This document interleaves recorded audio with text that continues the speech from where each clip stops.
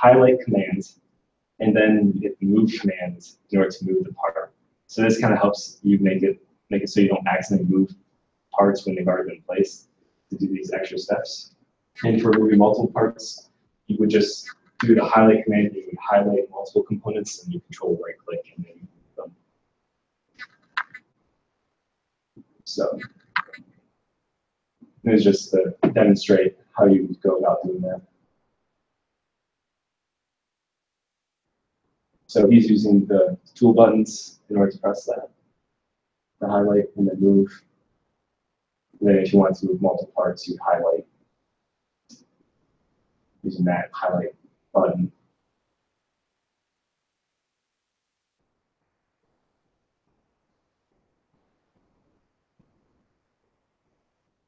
Then eventually moves it.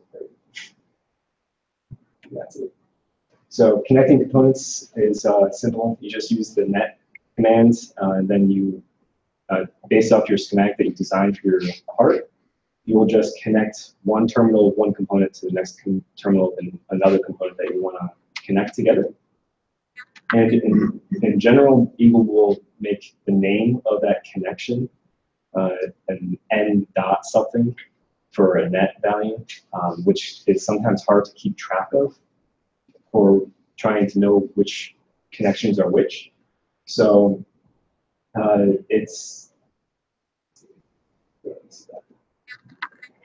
so keeping the schematic neat is nice, where you just use the labels. So you can go through and you can manually change the connections and what their names are.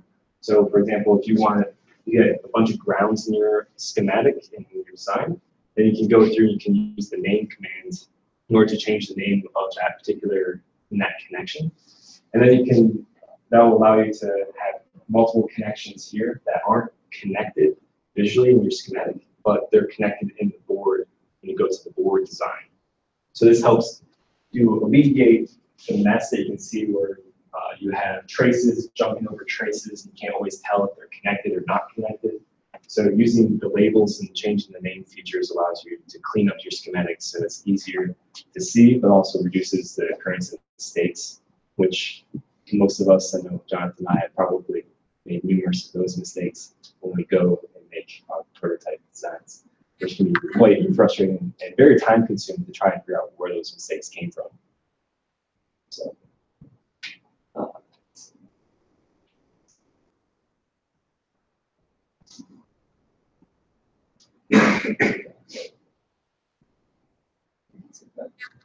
So once you have your schematic all done, then there's a button you can push on the top menu to go to the board.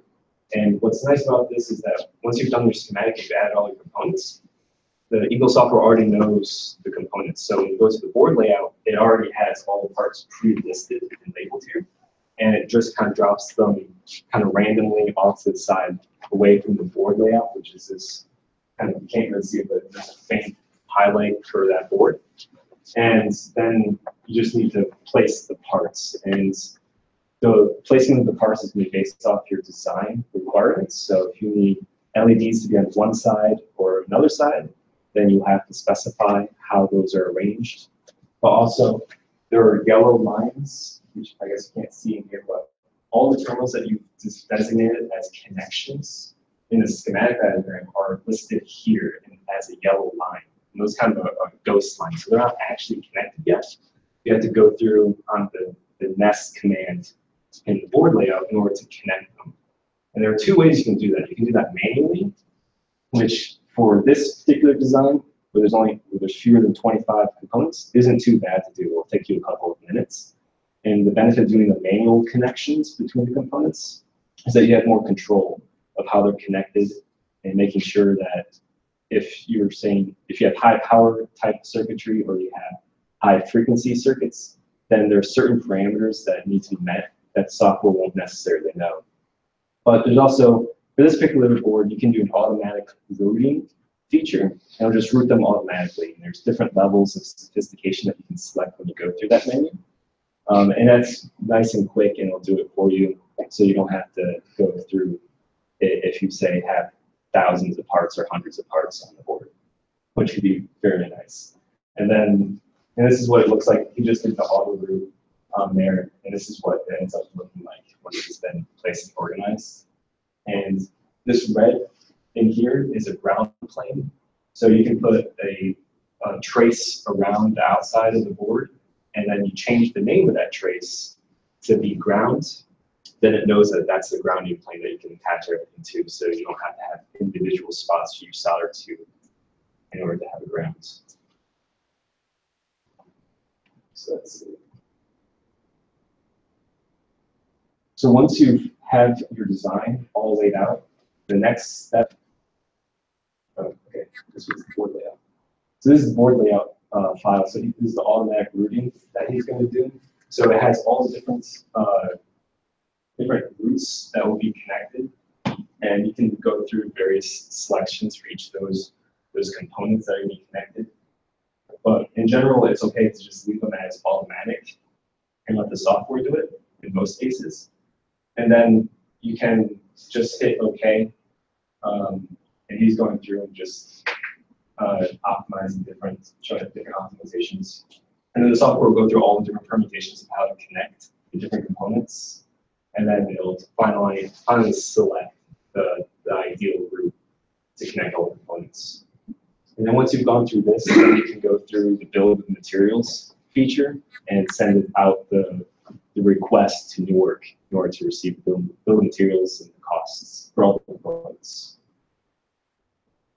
So that's kind of it for the Eagle demonstration. Does anybody have any questions? I know I might have some areas, but no questions? So its primary purpose is electronic boards. Yes, Eagle is primarily for electronic boards, yes. Does it do anything to manufacture the boards, or just the component? You can purchase your components for Newark. What about the boards? Yes, so it'll also do boards too. So Newark partnered up with another board manufacturing company. So not only when you export your build materials for your components, you also have the option to export the manufacture the whole PCB to one of those vendors. And it'll give you the cost, a quote for the cost for either assembling the board by itself without laying out the components and soldering them on the board, or and it'll also give you a quote for if you want it fully assembled in working order when you receive it. So, yeah. Is there any way to like import circuit design from circuit simulation softwares? So I know that for Ltspice, there's a way to import it. I haven't personally done that. There are certain file formats that Eagle will accept as an import. So an Autodesk's website or Stack Exchange would be a great resource to look for that specific feature and use it. You can also export the files too. So you can export the schematic to Ltspice. So you can to do the circuit simulations. So I haven't tested that feature. They're at version 8.3 right now, and 8.2, which I just upgraded from about last week or 2 weeks ago, that feature didn't work because it's still in beta. So that's one thing to keep in mind. They have most of the bugs fixed, but there are some bugs still out there. But from my experience dealing with the help forms and the technical staff at Autodesk have been very helpful and very responsive.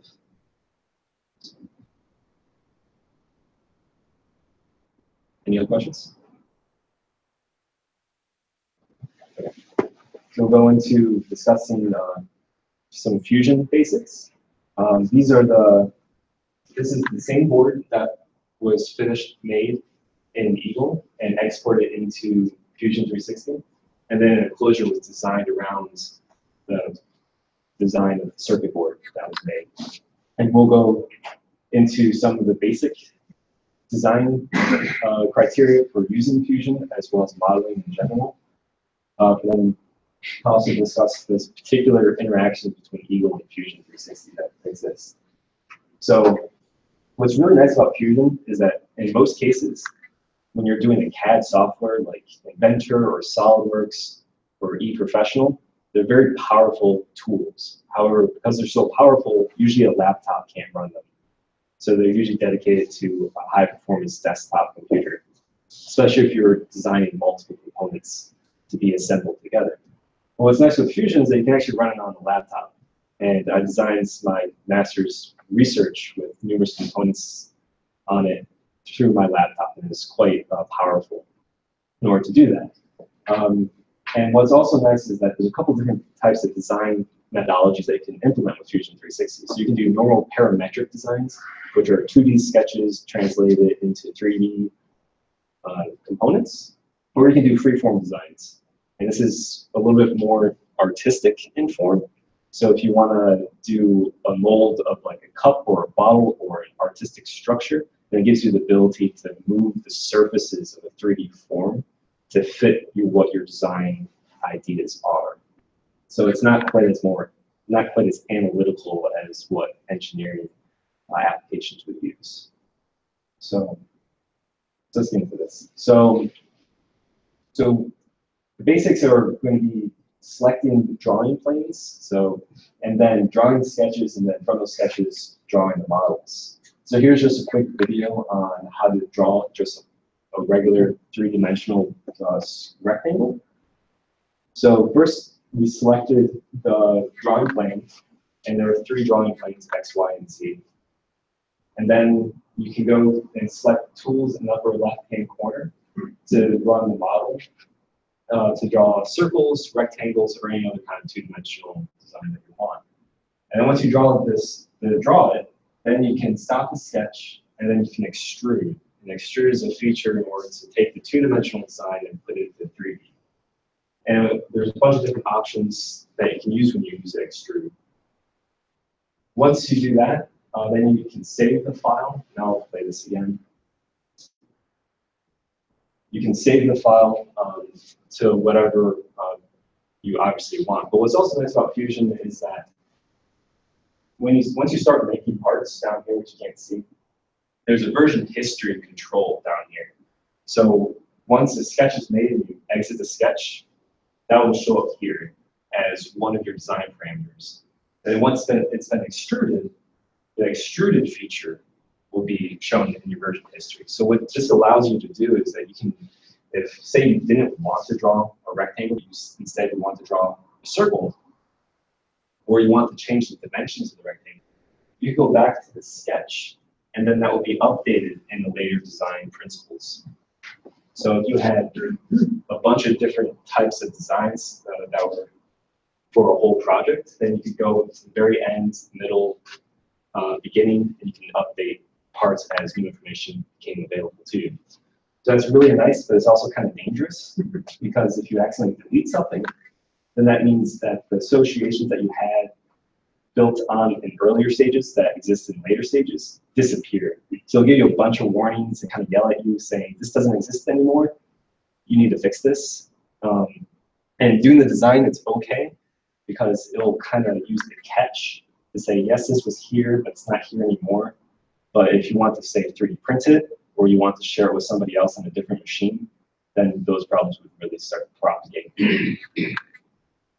So let's see. So in the upper left hand right here, that's where you can select the different types of designs that you use. So in this particular case, we're using the model. That's the parametric design. And then you can also from there select the freeform design, which can also be used in that purple cube. You can select there. And there's other features that you can use. There's a measuring tool up there that looks like a ruler. You can create new planes. So if you want to create a plane off this surface instead of the primary 3 planes that exist, then you could create a plane here and build off of here directly. So that's a very useful feature, and we'll show that in the next slide.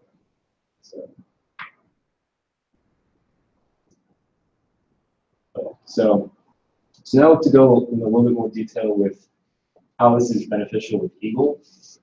It's very much the same process when you're designing the PCB as previous one showed, but there's an added caveat. Instead of using the extrude feature, there's a create PCB feature that you need to use.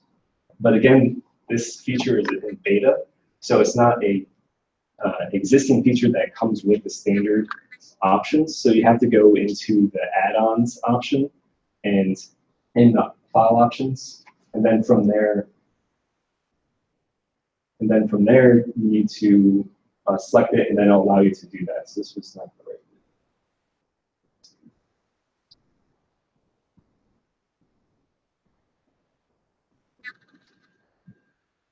So from there, you need to pull in that new feature. So let's see.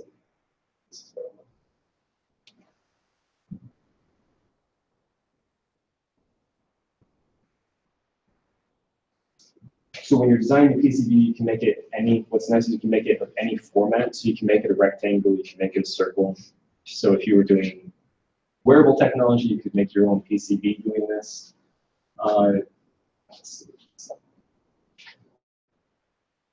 So there was in the pull down in the model creation and modify, at the very end is where you create PCB. Right here. So in the create and then down here. And once you add that feature from the beta options, this tool will appear. And then it's very similar to the extrude feature in that you need to select the two-dimensional feature that you want to make into the PCB. And it'll give you some other options. So first you will hit the select profile button, which is going to be that yellowish area for your PCB. Anywhere between about 1.5 millimeters to 3 millimeters is pretty standard thickness. And then you can also then select what is the top or the bottom of the PCB. And then from there, you will give you some other options once you've selected it. And what's important to note is that you need to make at least one of the corners at the origin so that it can be referenced to an Eagle when you pull that data from Fusion 360 into Eagle. If you don't do that, it doesn't really know what the orientation is or what the location of everything is. And it'll kind of throw you off if you need to make any updates to anything in Eagle about where your components are going to be placed. So, and then once you have gone through and made the PCB, then you also need to do is just save it. And you can call it whatever you want. In this case, we called it a demo PCB board. And then from there, you go into Eagle. And there's this in the board layout, not the schematic layout. There's an option up in the upper right-hand corner where you can select the Fusion 360 integration. And what will happen here is it will pull up this menu when this is a brand new file and nothing has been, no data has been exchanged. And this will pull up your Fusion 360 profile and all the different files and all the different information and things that you've created. And then you'll select, in this case, the workshop. And then it'll open up all the different designs you have in that particular folder. So we're going to select the PCB design, and this is the name of the file that we gave it. And then from there, this will give you the most recent version of it, and then you'll pull. And then there's pull and push. In this case, we're pulling the information from Fusion 360. But if you want to make the PCB an Eagle, then you could push that out to Fusion 360 instead. So then it'll go through a wait period, and sometimes it can be quick, sometimes it can be slow. In this particular case, because it's very simple design, it's usually pretty quick. But once you populate the board, that wait period exponentially goes up. So you're better off going to get a cup of coffee or something and wait for that. So yeah. Let's go back.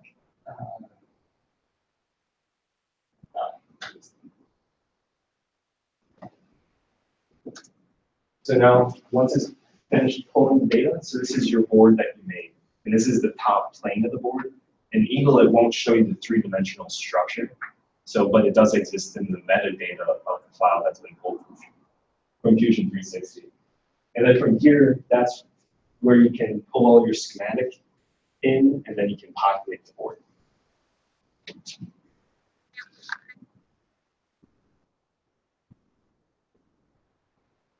All right, so So like I said, there's the two options. There's the pulling and pushing between Fusion 360 and Eagle. In most cases, when you're doing electrical design work, I would recommend pulling the information from Fusion 360. This gives you some added advantages for controlling the design. So if you need to go back and update it, you can more easily update it in Fusion 360 than you could in Eagle, because Fusion is inherently a mechanical design software, while Eagle is more an electrical design. So the interactions and controls that you have in Eagle for designing and changing dimensions isn't as elegant and as user-friendly as compared to Fusion 360.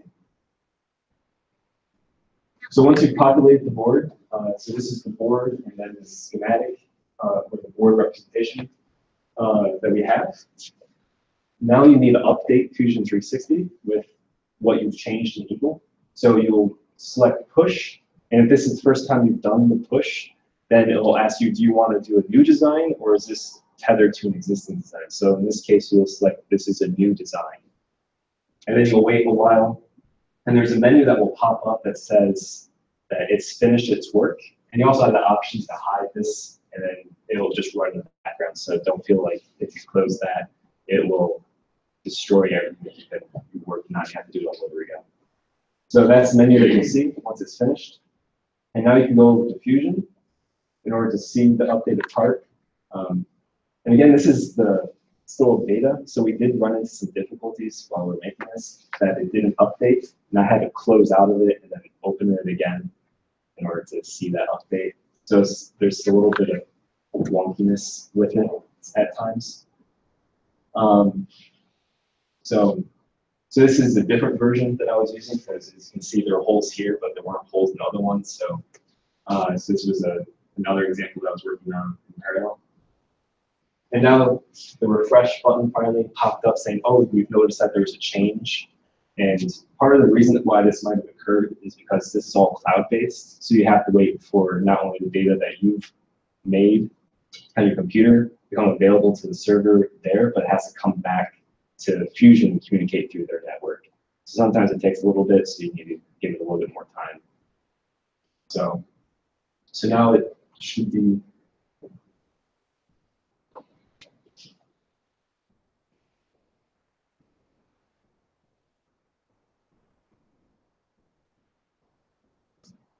So now you can add holes here, but you would have to go back to the main sketch, as I realized in this one.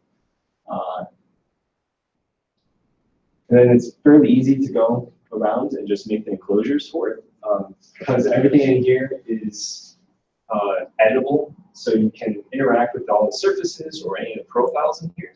So if you're making an enclosure, you can select the surface of the PCB that you've imported in, and then you can say, oh, I want to make this 5 millimeters away from here. So you can use an offset command from this rectangle in order to do that offset. So that makes it really nice and easy in order to design around existing structures. And then once you do that, then you can just extrude it. In this particular case, I extruded that two-dimensional surface down into the board in order to create the base of the enclosure. And then from there, what I did was I took this outer edge and I offset into the board, into the area, in order to create the space that contains the circuit board. And then you extrude again, and then you build it up. So now the circuit board is fully enclosed inside this base structure. And from around there, you can add other features. So if you want to make it fully enclosed and just a clip feature, you can't open it up again. You can design it that way. Or if you wanted to make it so it had screws and panels, so you can open and close it, you can add those features around the corner, however you want. And there's a nice fastener design built into Fusion 360, so you can add screws and add holes that have threads, which is very nice to have. So yeah. So now, if you want to add holes to the PCB, you go back to Eagle, and you could put the holes wherever you want to based off your engineering design of what fits. So in this particular case, 4 corners work. But if you had something else where the corners were occupied by something, then you could move it into different locations. So yeah. So one thing to keep in mind is that sometimes the units don't always save themselves when you open up a new file. So you have to make sure that you change the default unit size. So in this particular case, I thought I was making a 3mm diameter hole, but then it turned out to be 3 inches. So sometimes you just need to be cautious of that. That's a fairly easy fix. There's a grid feature that you can go into. You can change all the units. And you can not only change, there are 2 primary steps. You can change the primary step so that on the grid it moves by whatever value you want. So in this case, I changed it to a 1mm primary grid. But then you can also have a secondary grid where you press the Alt button and it moves you in a finer resolution between your primary grid. So I made that 0.1mm spacing. So that helps you kind of reach the terminals if you want to connect terminals that have different spacing than your primary grid or different features. So you have a little bit more control. So then you can copy and paste features or components to different parts of the board. And then now you have 4 holes, and then you go back through, you push this update, and since the connection's already been established, you'll automatically update into your Fusion model.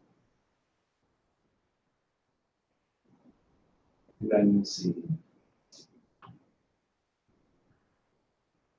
Yeah, I had to close it and then reopen it, but then there were the holes, and it's been updated.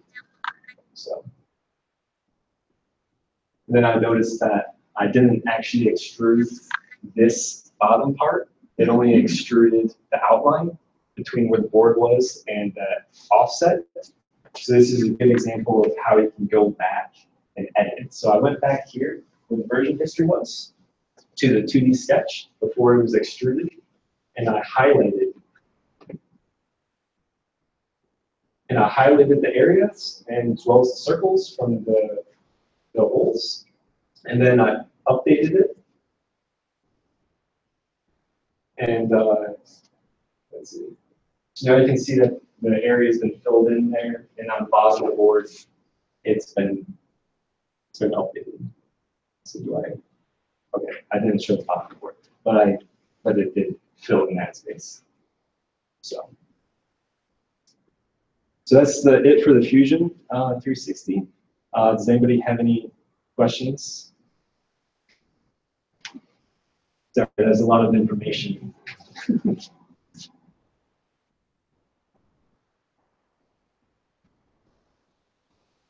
The next section will be as technical, I promise. More fun. Ron, I have a question. Yeah. Time is probably off here, maybe no for Richard. But when you talk about 3D printing, did you talk about the different materials that we can run through this, or PVC? We're going to go in that in more detail in this section. Some of us are interested in that. PVC.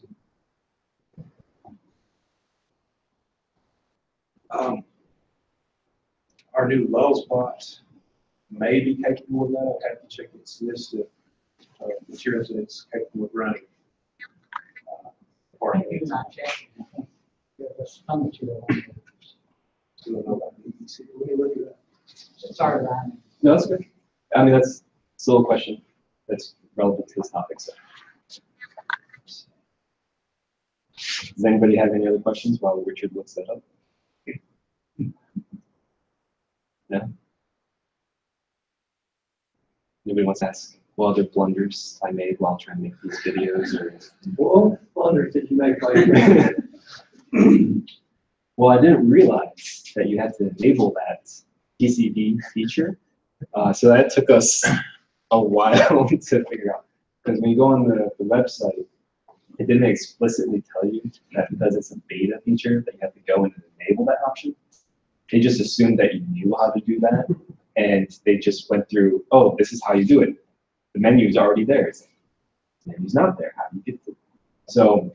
So you have to use that feature to create PCBs. You can't just extrude a rectangle like I had originally thought in order to use it. So yesterday was the first experience actually making PCB for me in Fusion, and then pushing it, pulling it in from Eagle. All the other times I had made it in Eagle first. But now that I know how to do it in Fusion, it's a lot easier to do that now.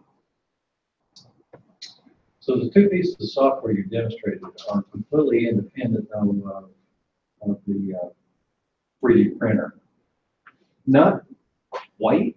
Eagle is. So right now, with I think what's available on the market, it's kind of independent. There are some PCB prototyping tools available. One of them is called Volterra.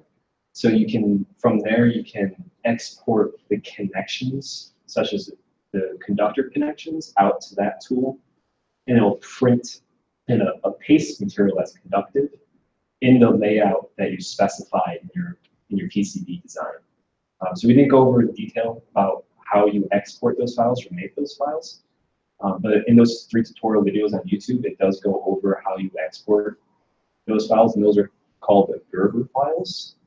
So those specify all the different layers on your board, such as the top layer, the conductive layer, the insulating layers, and things of that nature. So there are sort of 3D printing capabilities for Eagle that are starting to come to market.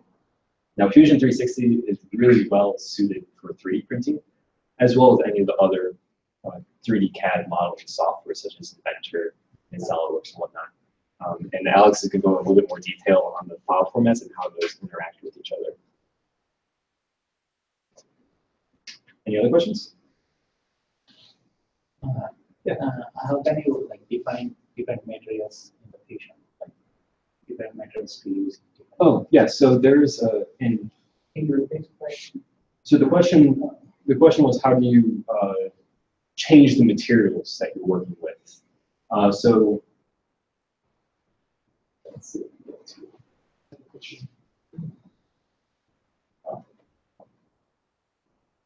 So there's let's see, modify. There's a feature for appearance, and appearance not only lets you change the color of the model, but also lets you change the material. So there's a library that Autodesk provides you for plastics, metals, and glass, and a bunch of other things. And then you can change. You can also add in your own materials. So if you have custom material that I know MDF deals with a lot, you could add those properties such as the density, the opacity to it as well. So it's very easy to use. Yes? Is there any sort of simulation capability for like strength analysis? Yeah, I forgot to mention that. Yes, in Fusion there are simulations. So the university has the Ultimate package. That's what it's called. I'm just calling it Ultimate. And it's a standalone version of Fusion 360, and it comes with 6 different types of simulations. So you can do, I believe it's electrical, stress, frequency simulations, and things of that nature. So, and Not interject here. yeah. Richard printed us some test strips that we put in the universal test machine. Look at the simple strength of printing as opposed to just the raw material. And so that might be something to be interested in. And I know that we have capability. People are looking at being able to mix materials to increase the strength. Yeah, sorry to interrupt. There's 2 students at the university that started a company using lignin and blending it with rubber in order to improve the strength of the original material. And that's something you could potentially model in Fusion if you know the properties of the new material that you're mixing. So there's a lot of capabilities for that. And also, I think MDF is doing bamboo additives in their ABS or PLA. So yeah, so a lot of people are starting to do that. Any other questions? Yeah.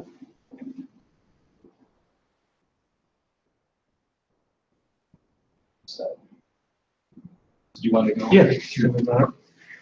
Yeah, so Ryan's kind of talked about, for the most part, we've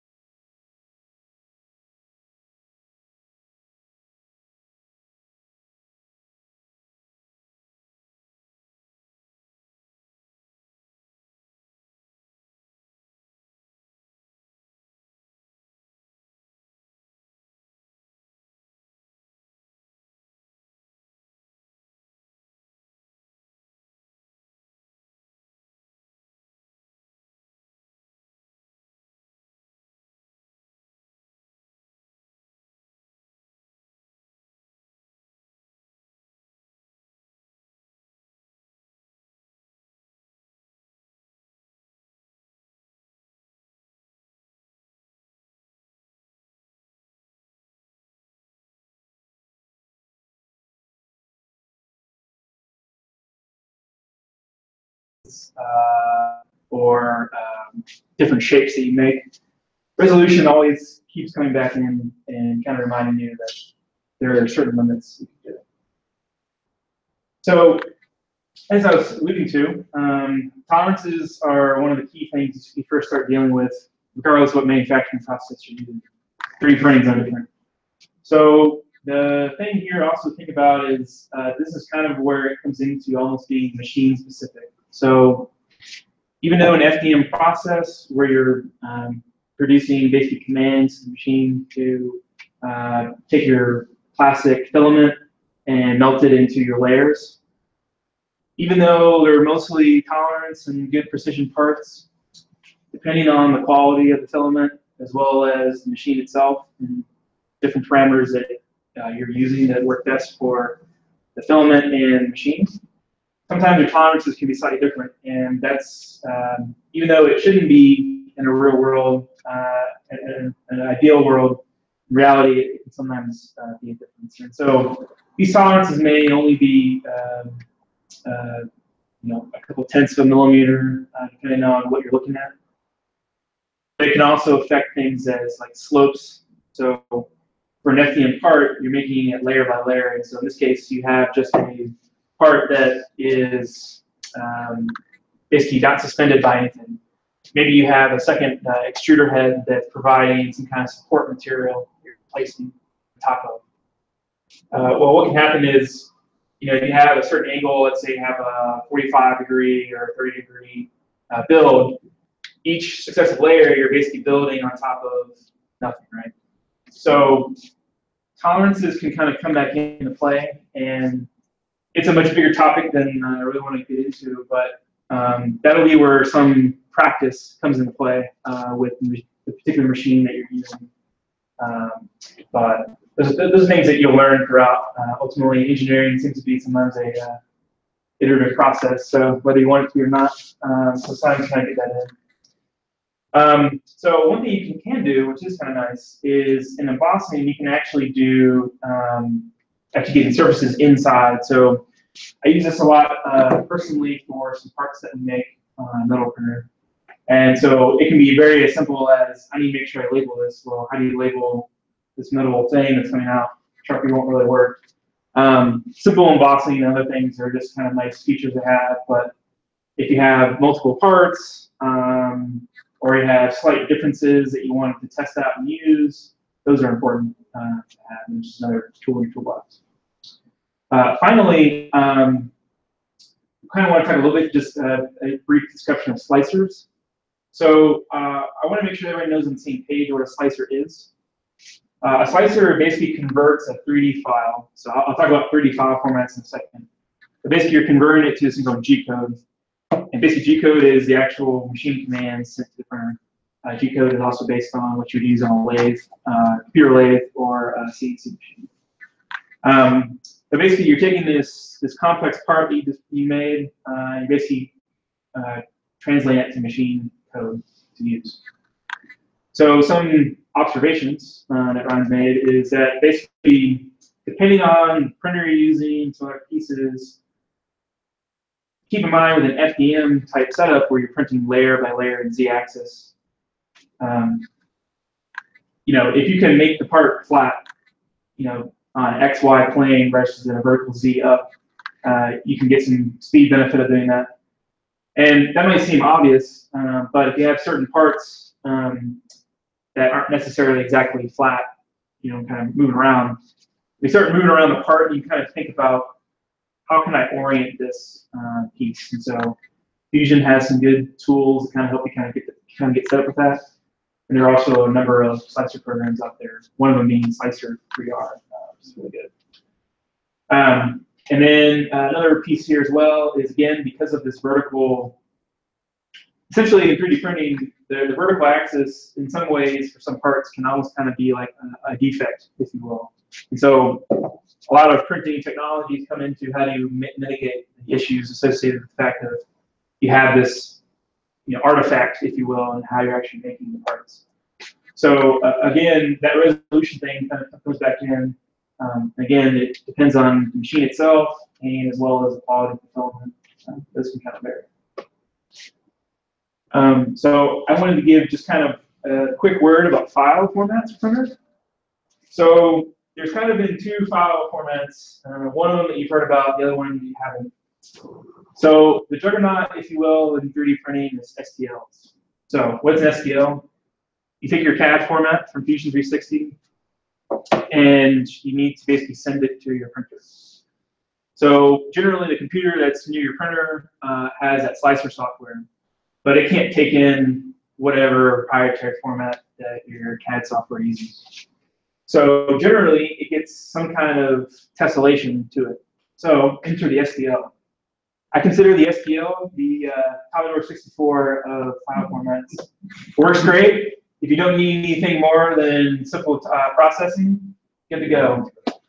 But if you want something newer, sexier, include some other features that you didn't think about 30 years ago, AMF is kind of the iPhone X now of file format. So the great thing about STL is that, and now let me just show you real quick, is that basically you have a commands. In this case, I say solid, and I give it a name. And then I have basically this connection of, all right, I have a facet. So in this case, facet's generally a code word for a triangle. Not always, but mostly it is. And I basically say, all right, this triangle, and this is X, Y, and Z. And I'm going to have, this is my normal, this is my vector of how this is going to be. I'm then going to feed you a loop, a vertex. And then, so different vertices, X, Y, and Z. And then in the loop, in the facet, and so on and so forth. Well, think about how you make a sphere with that, right? So you got triangles, and the triangles are exactly planar. What you end up having is, again, resolution. Comes back in to figure out, all right, how do I tessellate that sphere, right? So it's like, well, or, a triangle has, it decently gets there. But if I add another triangle, I can close up that, what they call a chord height in this case. So I close up that error. So that red, remember I told you how in CAD files you can make things that are really pretty, but you can't print? That's where it comes into play. So while you can make this beautiful sphere on your screen, what you end up really having is some kind of polyhedron, depending on how complex you got it to be. So, and this is, again, this is not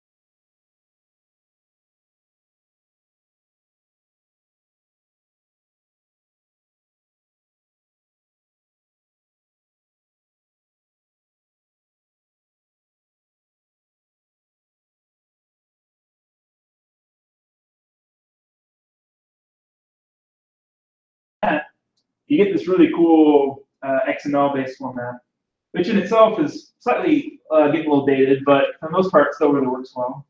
And basically you have a clear hierarchy of what happens. So in this case you have your major outside, so AMF, and then in here you can start putting in your metadata, object information, as well as mesh. So what's really nice about that is first off the bat, I have a units. An STL, anyone's guess what unit this is. And it's not at all defined. And so the machines make sense of what data you save it as because they have something that they add on top of the STL file to say, hey, this is a unit format. But the original information is really just a surface. So also, let's say you have a printer that has multiple color options, multi-materials. you can't do that in STL, right? So people have made some ways to kind of get around some of that, but for the most part, you're really stuck. They were thinking, how can we make that better? So, as I've shown here, so let's say here you have this metadata, you have this volume. So what they like to do is they like to set up different objects inside. So you have objects to play with, meshes, volumes, and then vertices, like everything else. But you can also change these types. So again, this is where this important metadata comes in. So what you're essentially doing is that really, really cool CAD file that you made that had all this really good information, different materials, different colors, all this other stuff. It's more likely now that you can get it to the printer with a lot of that information still there. Now, it'll still be converted to something that the machine can then convert to for the actual code itself. But having all this information in there is a lot easier for the machine to use. And it has more information, which is really good. But back to that circle sphere issue. So, you're stuck with basically planar, basically triangles, back of everything. So again, for that sphere issue, how do you address that? Well, if you can add take out the planar rigidity of that, you can start having curved triangular surfaces. What ends up happening is the size of the file to make a sphere is extremely dramatically reduced. Mainly because you don't have to have as many to do that. You still run into resolution issues. People will still basically push it down the line, but now you have this really good opportunity to make cooler things. So, just like I said, very explicit about having multi-materials and colors. Again, all this metadata. So, what will end up being STL? This is a very, very small STL file. This is making it cute. Normal STL files would be several hundreds of thousands of lines and anything else there, or probably converted to a binary format. But, while in reality, you'll probably still be compressing this AMF, and ultimately to you probably won't really be reading it. Ultimately, there's more information that can be given here that can be then fed and used by a slicer program. So those are all cool tools to use, and I have had experience using some of this for some of our work. And a lot of modern slicer programs accept AMF pretty well, so very helpful. Talk a little bit about some university resources. Yeah. So, as Richard said in the beginning, there are 3 printers. These are the 3 printers that are available at Pendergrass Library. You have the CubeX, which is nice for simple designs that don't need support material. Then you have the Cube1 or Uprint that can print both the support material and the structural material. So this is really nice if you have designs that have hollow sections or have hanging sections that are hanging off to the side, things of that nature. I generally have used this one and I've been very happy with the results for it. I have not had the opportunity to use their new one yet, but there are some cool designs that students and I think faculty have printed off this in the last couple of weeks since they've gotten it. That have been very interesting and have shown really good results. So there's also Perkins Hall has Maker Space. They have about 5 or more printers. They don't, as far as I know, they don't print support material. And those printers, if I remember correctly, only students who are taking or enrolled in engineering courses are allowed to use that for free. I don't know if they allow everyone to use it with a charge or not, so I'm not quite sure. But in general, most of those printers do not print support material, so if you have something that has hollow sections, those printers might not necessarily be the best ones. I'm assuming. There's also printers in the IEEE Robotics Lab, so if you're an IEEE member, you can use that printer as well. And as Alex said in the beginning, there's the Knoxville Makerspace. They have a couple of different printers. Yeah, they're FEM as well. Yeah, they're FEM, and they have a bunch of other tools at your disposal. And for students, it's $20 a month, and for general public, it's $50 a month, so it's not really that bad. And you get workspace, and you get access to years and years of experience from people from the community who have different interests. So Yeah. The one in Perkins, I think they're calling some sort of there, and it's open. Okay. All right. That's good. So it's 20 more, 20 printers, no things. I'll update that. These are some of the things that I've presented. So this up here were just to support electronic PCBs that I have made. Here's a LiDAR system with a servo motor, and it's printed like some connections between the two of the housing in order for that to work, and then to attach it to an enclosure that held it all. So we could look at some plant height for in the field. And then testing electronics and how to control it. So it's a nice combination of rapid prototyping and electronic prototyping being married together.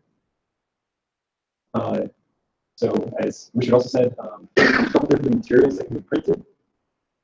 ABS, DOA, most common, but then there's these new printers that can print multiple materials, hybrid materials that are coming out into play that are more sustainable and not only more sustainable environmentally, but also more economic. So here's some pictures of some things that are printed at the Undergrass Library. This is a vertebra from something. And so it's pretty cool as an educational model.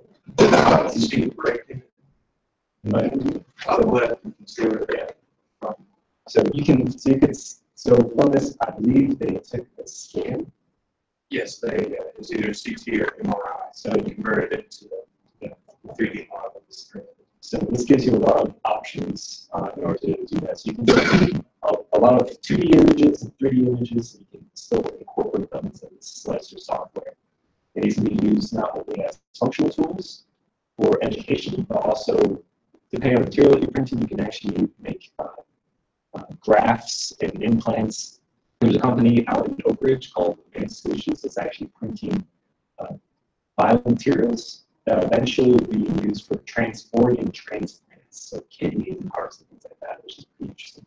And they have a 5-axis, $200,000 printer that does that, so it's pretty cool. So here's some other things that have been printed: dry erase markers, some more bone structures.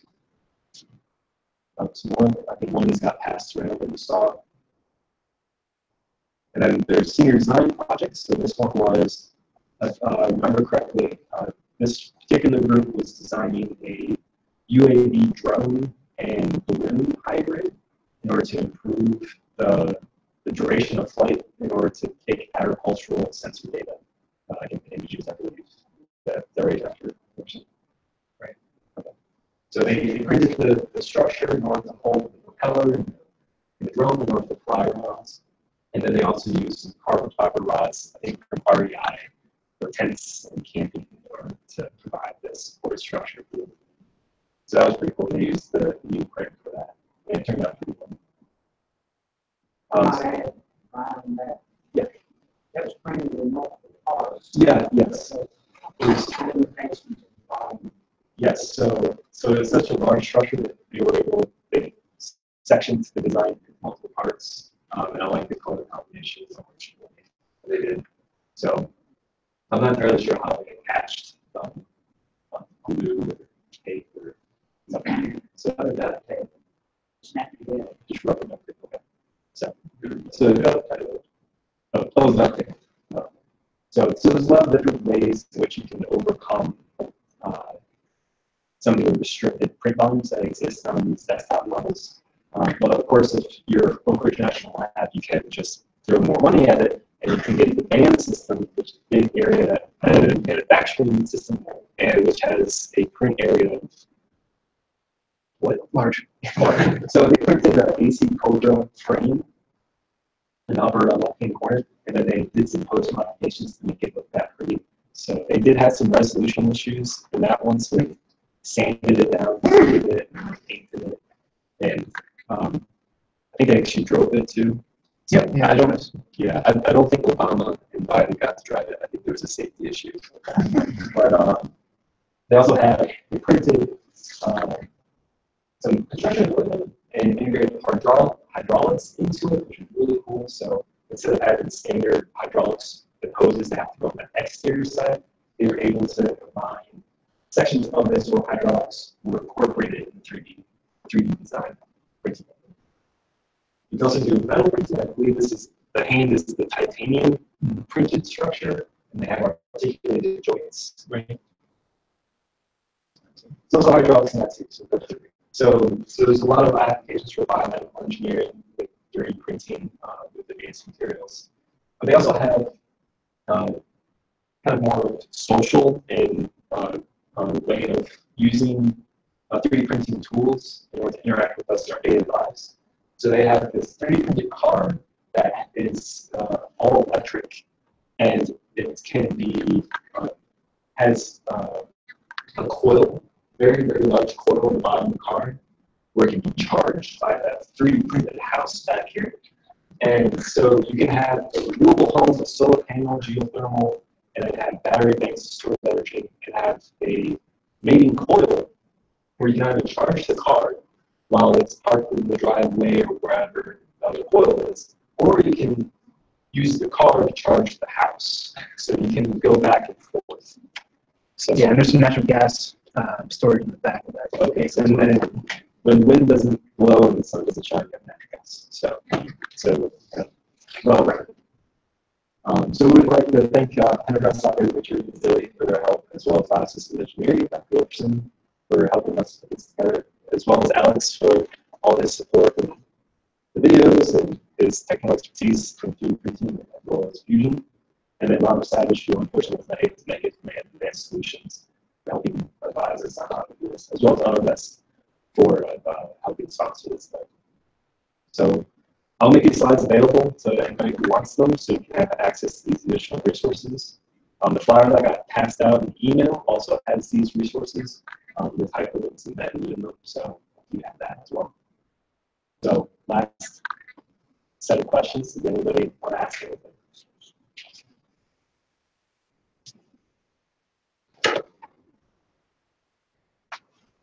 We finished like right on time too, so. Brian and does the dance around the clock.